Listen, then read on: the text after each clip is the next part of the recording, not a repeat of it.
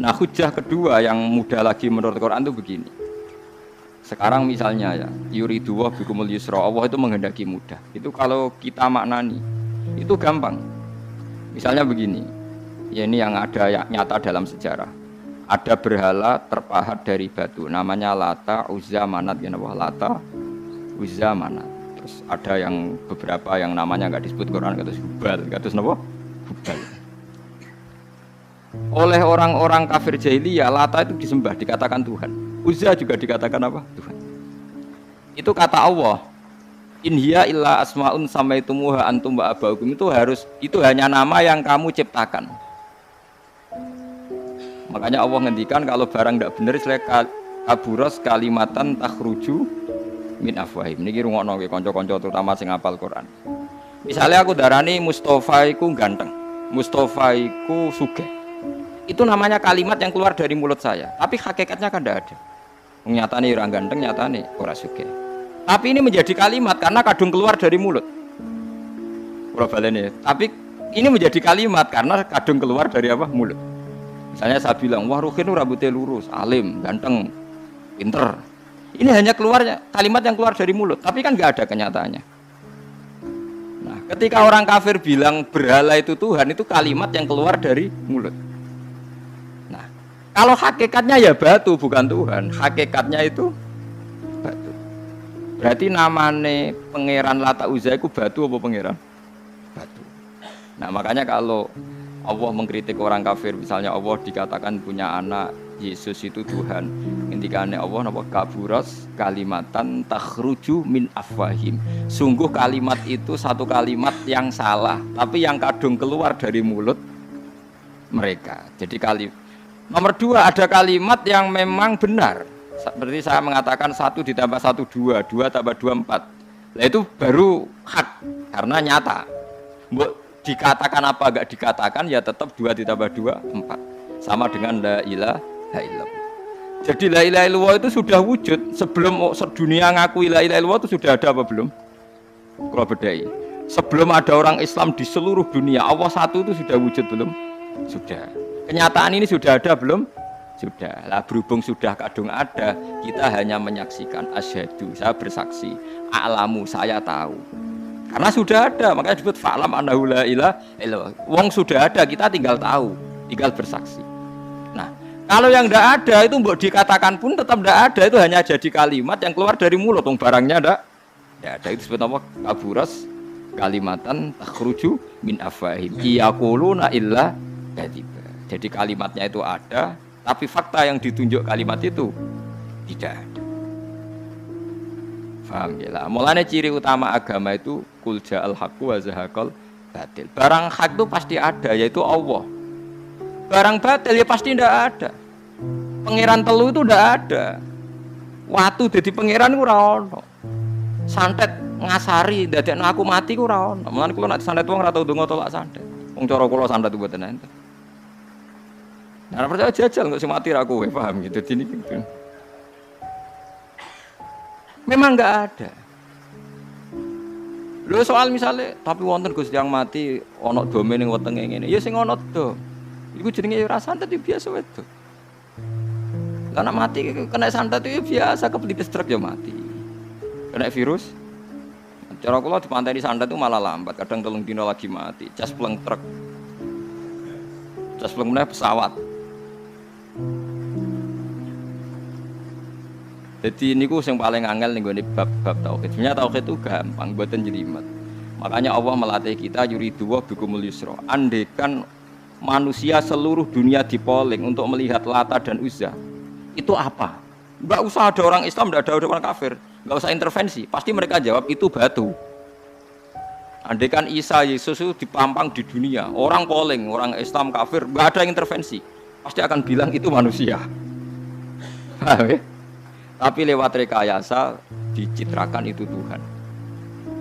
Lata Uzza dicitrakan itu Tuhan. Itu disebut wa makaru wa makarawa. Jadi dimakru. Dia didesain sedemikian rupa. Misalnya di Yunani itu orang kalau bilang Tuhan itu akal, makanya bilang logos. Log itu logos. Tuhan itu arot. Niki rungokno aja sampai salah, nah salah kafir. Tuhan itu arot, Tuhan itu sifat. Jadi Tuhan itu tidak ada zatnya. Kemudian logos ini nempel di Yesus, kata orang Kristen. Sehingga logos. Logika akal. Makanya kalau orang filsafat darani Tuhan itu akal 1, akal 2, akal 3, akal. Makanya disebut logi, ideologi log.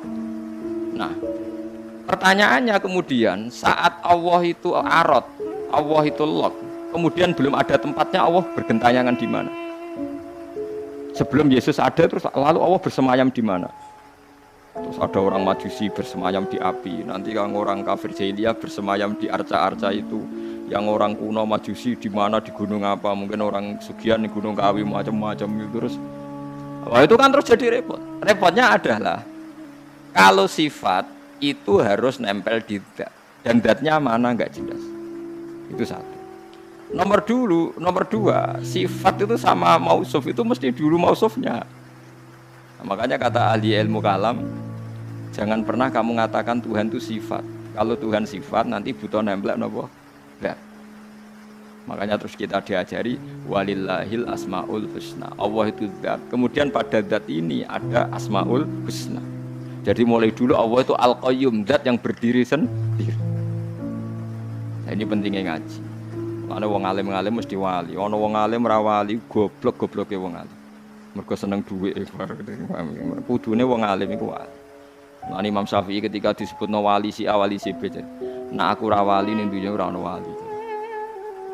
Jadi idza lam takunil ulama auliya alillah fama ala wajil ardi min waliyin. Nah, ulama wis gak wali ning donya wis ora ana napa wali. Karena hanya ulama yang bisa menjelaskan kenapa harus ada tauhid. Nah, ulama ngerti logikanya. Fa'lam annahu la ilaha illallah. Kamu tahu. Bisa diketahui itu karena barangnya sudah hak, sudah wujud. Kalau barangnya belum wujud kan tidak bisa diketahui. Misalnya begini. Berhala Lata Uzza itu yang bisa diketahui satu, bahwa itu batu. Karena batu itu wujud, ya, batunya itu wujud. Tapi sifat ketuhanannya Lata Uzza tidak wujud. Makanya nggak bisa diketahui. Wong nggak wujud.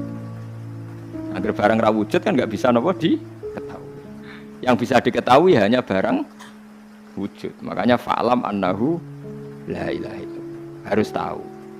Tapi andai kan kita tidak tahu pun ya tetap Tuhannya Allah. Tahu atau tidak tahu. Nah, ini di sini Quran sering bilang kul aminu bihi aula tu'minu. Cek kowe iman cek ora iman ini enggak ada pengaruhnya bagi wujudnya Allah ning zaman azza.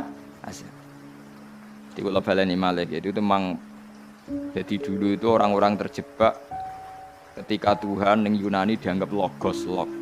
Kemudian di Timur Tengah Tuhan itu dianggap satu arot sing nemplek, sifat sing nemplek ning berhala-berhala. Mbok ning gone daerah Majusi ning wasani sing nemplek ning napa geni macam. Mon niku walhasil akhirnya semuanya itu kalah dengan tauhid sing digawa Kanjeng Nabi Muhammad sallallahu alaihi wasallam. Bahkan sekarang yang Nasrani pun itu tidak pede dengan teori trinitas. Orang kan sekarang tahu semua kan perdebatannya Ahmad Didat sama Stanley Fisher itu macam-macam. Itu kan sampai ada seorang mahasiswi dari Swiss ketika yakin sifat Tuhan yang dijelaskan Ahmad Didat bilang sepertinya Tuhan Anda lebih menarik. Karena dibilang Tuhan Islam itu tidak punya anak, tidak diperanakkan, tidak ada padanannya. Kalau Tuhan Anda ini padanannya banyak gini-gini terus. Itu ada orang tertarik. Sepertinya Tuhan Anda lebih menarik. Karena sifatnya lebih apa? Ya lebih menarik. Terus tadi maknanya walat itu kalau menurut ilmu kalam itu dua. Walat itu anak fisik, anak gen. Atau walat maknanya tawalud, konsekuensi dari satu hal. Tapi tidak karena diciptakan. Itu tadi misalnya HP dan pulpen ini benturan itu menimbulkan suara. Suara ini diciptakan HP apa suara itu tidak ada yang menciptakan? Yuna ilmu kalam dibakas. Nah kamu bilang diciptakan HP, HP-nya sendiri tidak merasa menciptakan. Batu sama batu benturan terus ada suara. Kamu bilang diciptakan siapa? Diciptakan batu. Batunya takoi, kamu yang menciptakan suara itu. Enggak, saya tidak punya akal loh. Paham? Nah lalu yang menciptakan suara itu siapa? Suara itu udah ada. Yang ada itu kamu dengar suara. Soalnya kupingem darani ngono iku suara. Tapi nak cara akal darani sing ngono apa ya watu. Watune apa benturan. Iki cara ilmu kalam. Lah suarane piye krupingku suara. Ya sudah begitu aja dah. Jangan sampai kamu menganggap kejadian alam ini kebetulan. Itu kowe yang melukai tauhid. Semua alam raya ini diciptakan secara sengaja dengan irodah oleh Allah Subhanahu wa taala. Jadi lam yatawallat min wujudihi syai'un. Jangan sampai kamu berkeyakinan setelah Allah wujud otomatis makhluknya wujud. Berarti wujudnya makhluk tanpa kehendak Allah. Itu keliru. Itu ya termasuk tawalud. Kalau kamu meyakini begitu berarti terjadi keyakinan apa? Tawalud. Setelah ada Allah otomatis makhluknya ada. Itu ya dosa besar. Kafir. Nah, cuma dosa besar tapi apa? Kafir.